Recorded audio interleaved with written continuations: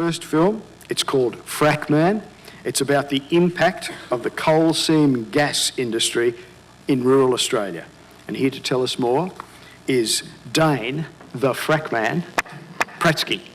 Frackman. Thank you. I left my mask at home tonight, so I hope you can all recognise me. In 2004, I bought a small little property in Chinchilla in southeast Queensland. I was a Sydney boy. I worked in the construction industry. I was actually working on the Lane Cove Tunnel at the time. I was an underground driller. And I was involved in a work accident in 2005.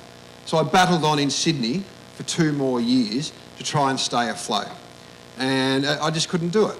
So I ended up moving to that little block of land that I bought in Chinchilla in 2007, 2008 to build a small house. You know, I didn't want to build a mansion. I used to call it Chalet Tara. It was a one-room abode. It wasn't what you would call a luxurious. In 2009, a company drove down my driveway and said, hey, we're from the coal seam gas industry and we're going to drill a gas well on your land. And if you don't like it, bad luck. We'll take you to land court and we'll force these gas wells onto your land. So here's a contract, sign it, and we're going to give you $1,500 a year and take about 50 acres of your 250 acres of land. And on top of that, I need to then negotiate with those guys about me using their access road. At that point, I basically said, you can get fucked. I was not prepared to be bullied by the resource industry. And what happened, I think we might show the trailer now, you know, we turned into a film. I'm not a filmmaker myself. I engaged some filmmakers and I started filming off my own back. And when I was researching how to make a documentary, quite ridiculous because I just bought a camera and thought I'm just a filmmaker. And it took about, I think, 4 months before I realised that I was an idiot and had no hope. So we might play the trailer and you'll get a little bit of an idea on what happened. Sit down as you listen to this. 437 million hectares of Australia is covered by coal seam gas licences or applications. I lived in Sydney. It was some of the best times of my life. And then I'd hit 30. What did I have? Nothing. I got on the internet and I found some land in Tara. It's called the Tara Estate. The dream was to develop the property and potentially start a family. One day a guy drove down my driveway and said, I'm Queensland Gas Company, we're going to sink a well down the back of your place, and if you don't like it, there's nothing you can do about it. But our land sat on top of billions of dollars worth of gas, and the industry, we're going to stop at nothing to get it. They all say it's safe, I have to live here. I think nearly every kid in this estate's sick. There's hydrogen sulphide in the air. That's what's making everyone sick. Blood just pours out of his nose. You see your friends like this when they actually get angry. There's nobody out there to help us. I'm the worst environmental activist this world's ever seen. But in the end, it was the only way to get something done. This coal seam gas industry is like an old car screaming down the highway with bad brakes and no reverse. I know this land real well, and I know what you can do if you stuff it up. This is where all the bad stuff is. The burden's on proof, so we're going to start proving it. What people really need to understand is that gas wells leak. It's explosive. You think that's a safety issue? Of course, it's a safety issue. He's just a total accidental activist. Government and the gas corporation hate you. This is the biggest con that has been perpetrated on the Australian people since the asbestos disaster. This is precursor to a major destruction of our area.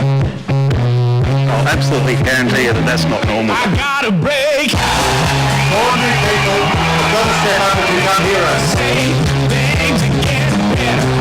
If we can't stop this, it's going to destroy the world. Let's go, boys, let's go.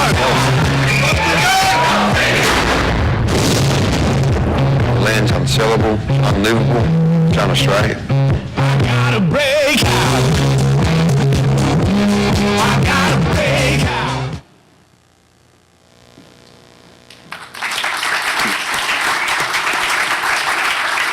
So what I quickly realised is that it just wasn't my home that was at risk. We had large tracts of Australia under the exact same thing that I was experiencing. But what had happened, we'd had the wool pulled over our eyes. This whole country had the wool pulled over its eyes. They were signing up farmers for gas fields for $250 a year without the true indication or telling these guys what was exactly going to happen. So then, obviously, it came to a point for me where I was just not prepared to take this anymore. So we started making this film and got Alan Jones on board. We've got Bob Brown, and having those two guys work on the same project is pretty amazing. Both very nice gentlemen. The travels took me all the way to New York and Washington DC, where I spoke on Capitol Hill.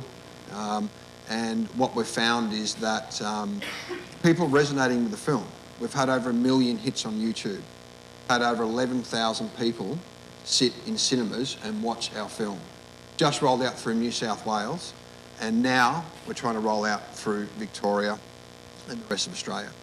So that's where I'm asking help from you guys. We need to keep me on the road. What we're finding is I'm speaking at cinemas through sponsored events, and we're filling the cinemas. We've filled 450 seats in Manly. I've done over 31 talks, and out of those 31 talks, we've filled 28 cinemas.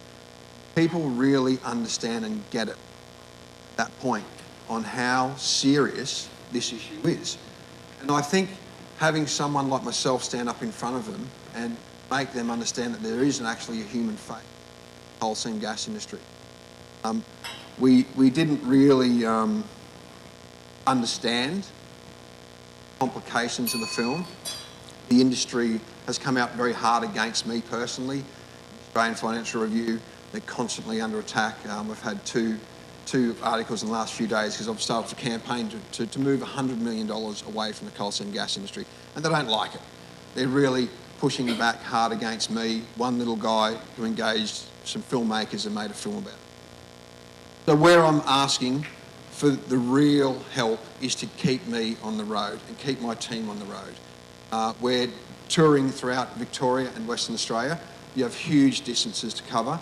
We've got Northern Territory, who is the silent one in this sort of issue. They're actually under the largest threat. They're not rolling out yet, but I need to get out and speak to the Indigenous communities and help them start back a fight back.